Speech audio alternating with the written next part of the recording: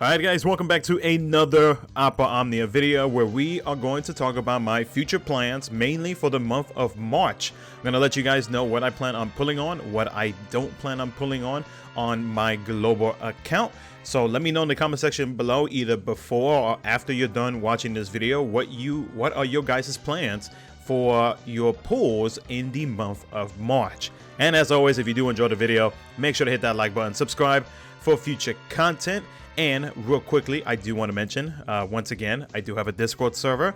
If you guys are wanting to join a pretty relaxed, chill, and helpful community, my link to my server will be down in the description below. So anybody is welcome to join said server. So anyways, let's jump into it. Let's talk about what I plan on pulling for March. So as I'm making this video tonight, Onion Knight's LD and BT is going to drop.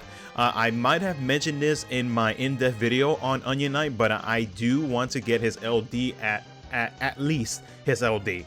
His BT would be a nice bonus because you have the options of getting like that physical attack up or that magical attack up from his BT effect.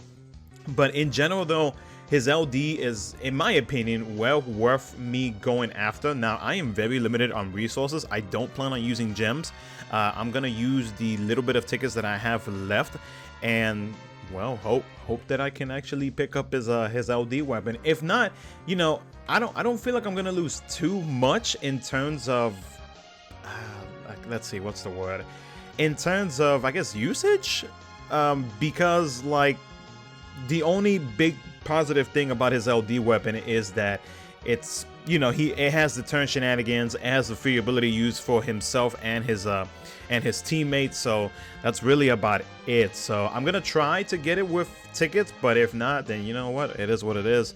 I mean, that's what happens when you don't manage resources, and the global luck is dead during 3rd anniversary. So but yeah, that's my plans. I'm gonna at least get his LD.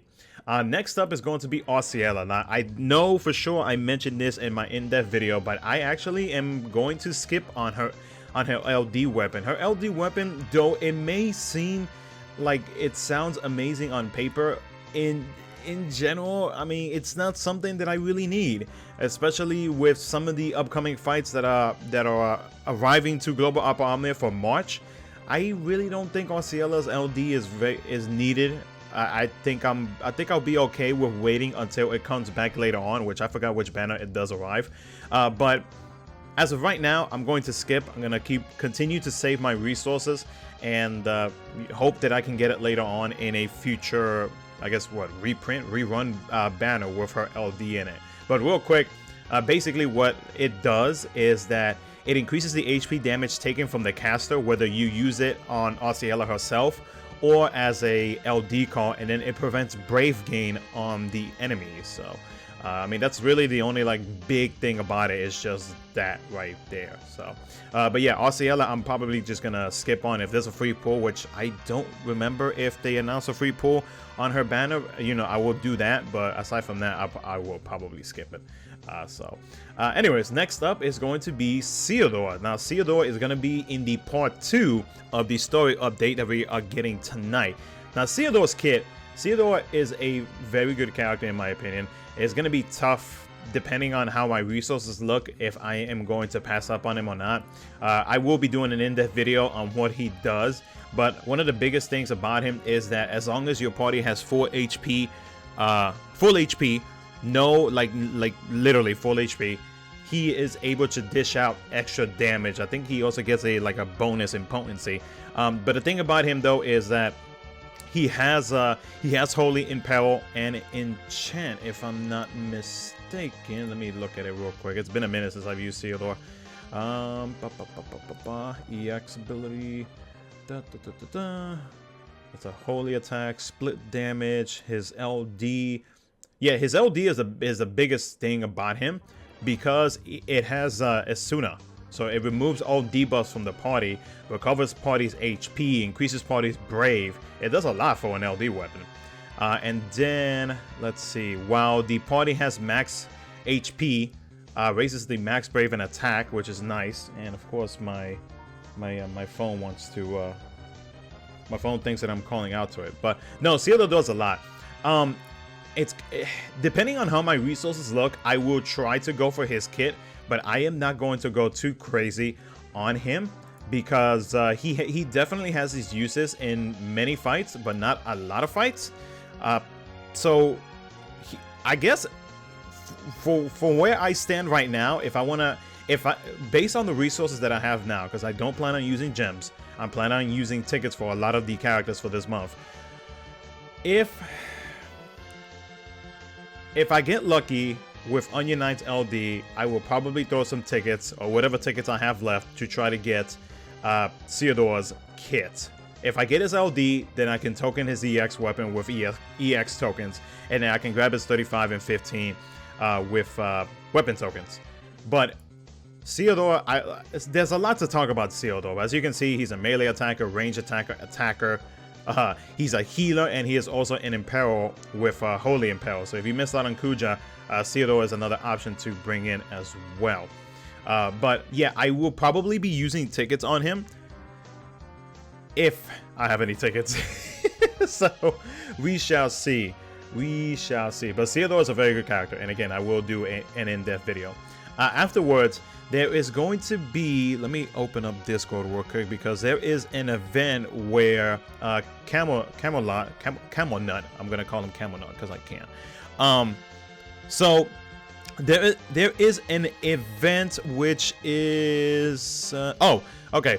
So kam'lanaut's LD weapon makes a return, and I believe he gets his LD boards and level 80 extension.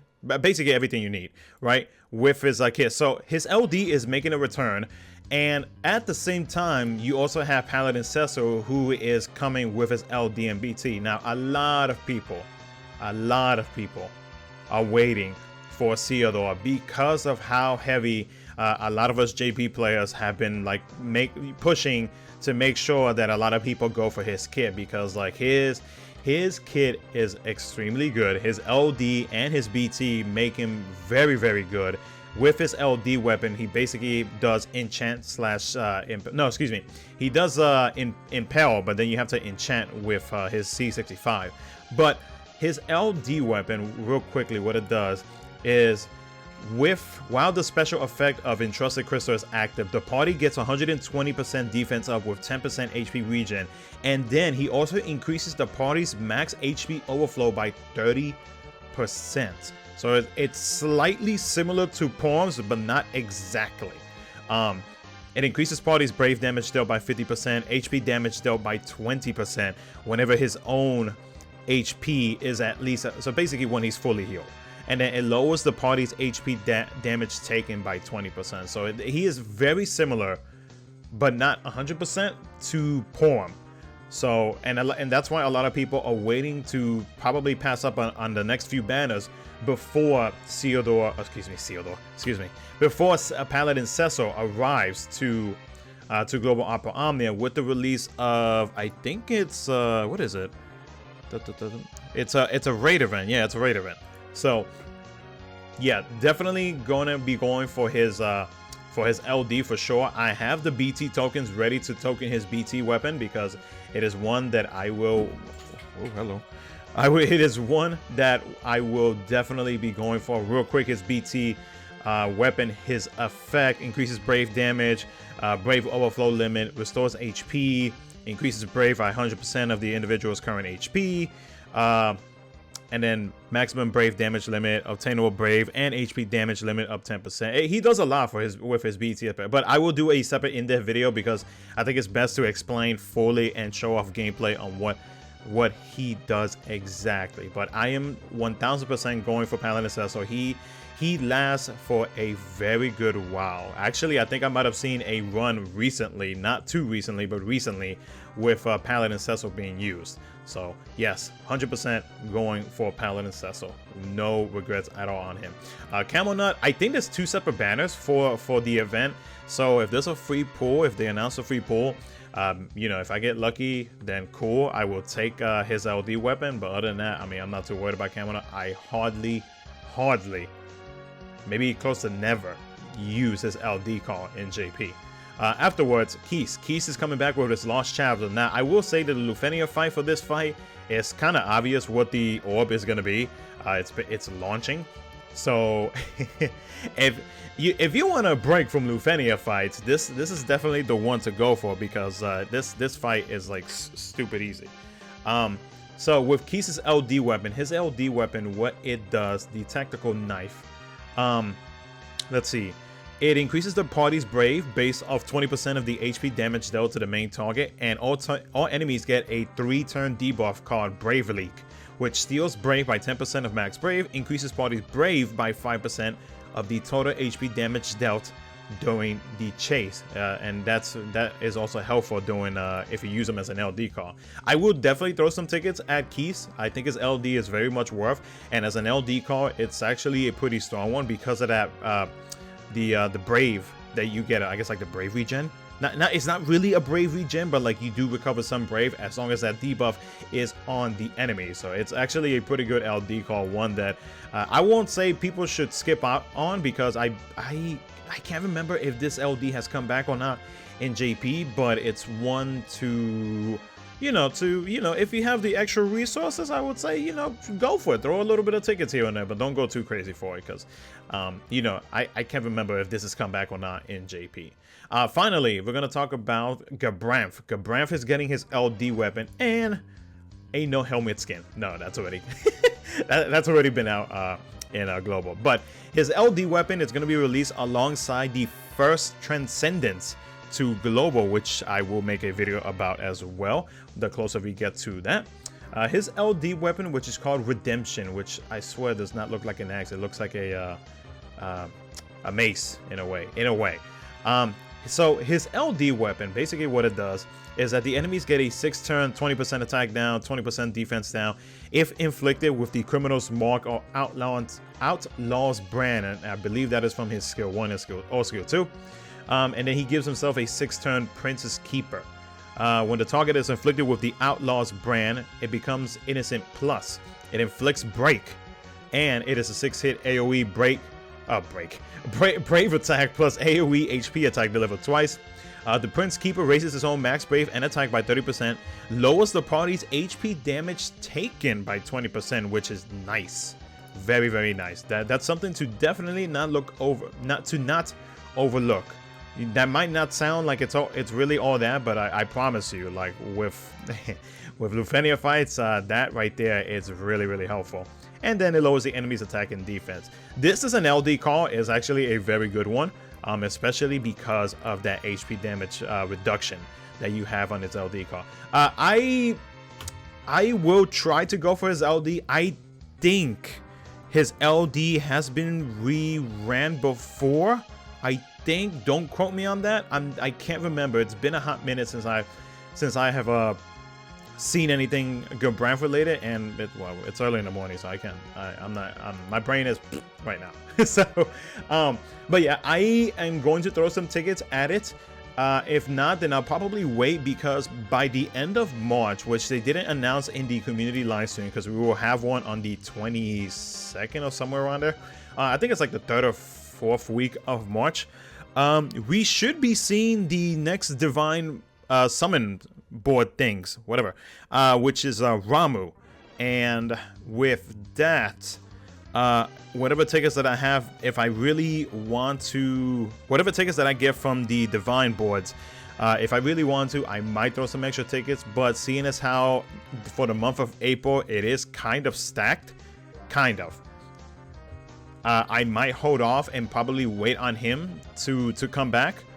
But as of right now, I wouldn't mind picking that up. So but yeah, let me know what you guys think. Let me know what weapons or characters you are going to be chasing for the month of March.